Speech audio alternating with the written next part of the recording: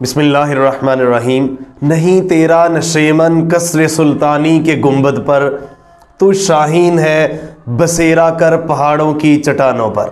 ارادے جن کے پختہ ہوں نظر جن کی خدا پر ہو، ارادے جن کے پختہ ہوں نظر جن کی خدا پر ہو، تلاطم خیز موجوں سے وہ گھبرایا نہیں کرتے۔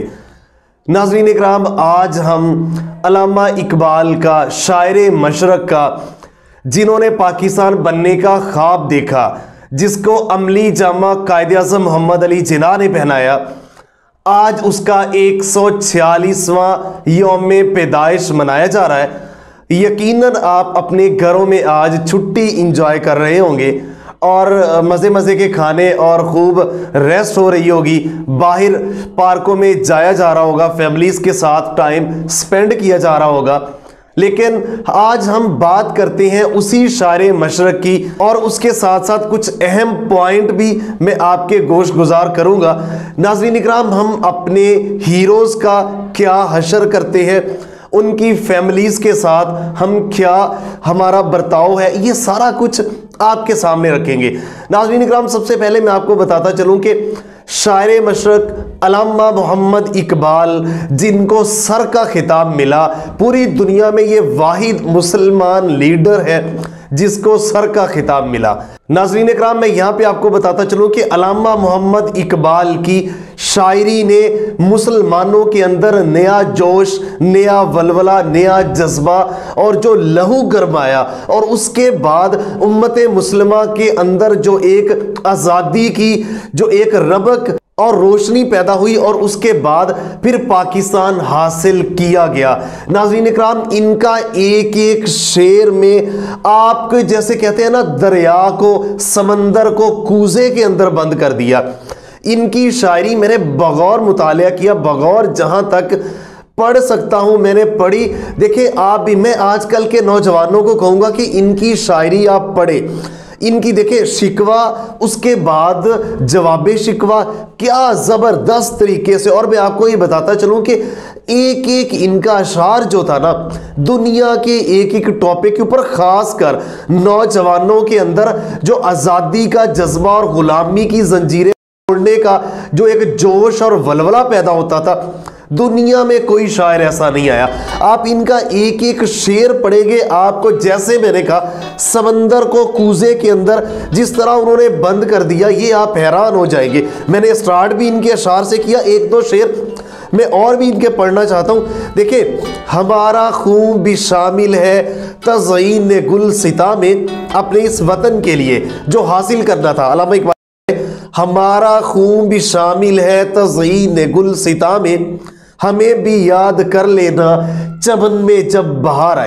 اس کے ساتھ وہ کہہ رہے، نہیں تیرا نشیمن قصر سلطانی کے گنبد پر۔ نوجوانوں کو کہا جا رہا ہے، آج کل جو نوجوان ٹک ٹاک پہ ناچ گانا ڈانس اور اپنا وقت فحاشی اور یعنی فضول کاموں کے اوپر جو ضائع کر رہے ہیں، انہوں نے اس وقت کہا تھا، نہیں تیرا نشیمن قصر سلطانی کے گنبد پر، شاہین ہے بسیرا کر پہاڑوں کی چٹانوں پر۔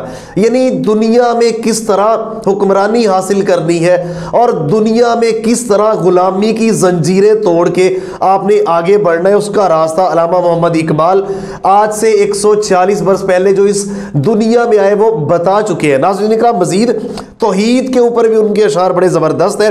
وہ کہہ رہے، کیوں منتیں مانگتا ہے اوروں کے در سے، کیوں منتیں مانگتا ہے اوروں کے در سے، وہ کون سا کام ہے جو ہوتا نہیں تیرے پروردگار سے۔ کیا زبردست شعر۔ اس کے ساتھ ساتھ مزید وہ یہی کہہ رہے ہیں کہ بتوں سے ہے تجھ کو امیدی خدا سے نا امیدی، بتوں سے تجھ کو امیدی خدا سے نا امیدی، مجھے بتا تو صحیح اور کافری کیا ہے۔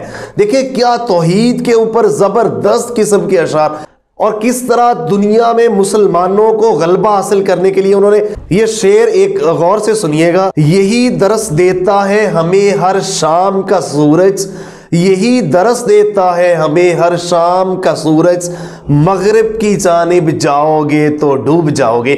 ناظرین اکرام، بڑا زبردست ان کی شاعری سے جو جوش، جذبہ، ولولہ پیدا ہوتا ہے، وہ آج تک ان کی کتابیں نوجوانوں کو پڑھنی چاہیے۔ اور میں آپ کو بتاتا چلوں کہ کس طرح انہوں نے خطبہ الہ آباد، جو ابھی تک فیمس ہے، اس کی ہسٹری میں خطبہ الہ آباد، جو الہ آباد شہر ہے انڈیا میں، وہاں پہ یہ جو خطبہ دیا گیا تھا ناظرین اکرام، اس خطبے سے پہلے 1930 کو یہ خطبہ دیا گیا تھا۔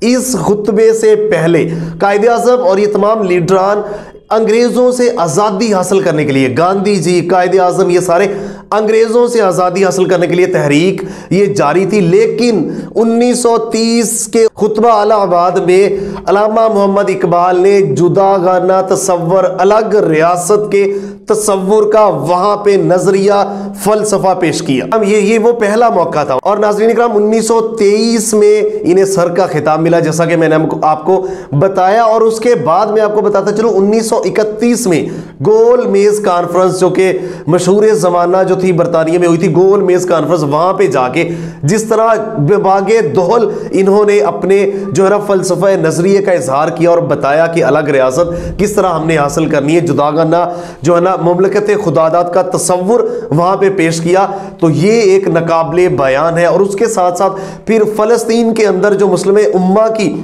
کانفرنس ہوئی تھی، وہاں بھی انہوں نے خطاب کیا۔ برطانیہ کی یونیورسٹیز کے اندر دنیا بھر میں یہ گئے۔ ناظرین اکرام، یہاں پہ کچھ جو افسوس اور افسردہ چند ورڈز ہیں، میں آپ کا ٹائم بھی زیادہ لے رہا ہوں، افسردہ چند ورڈز۔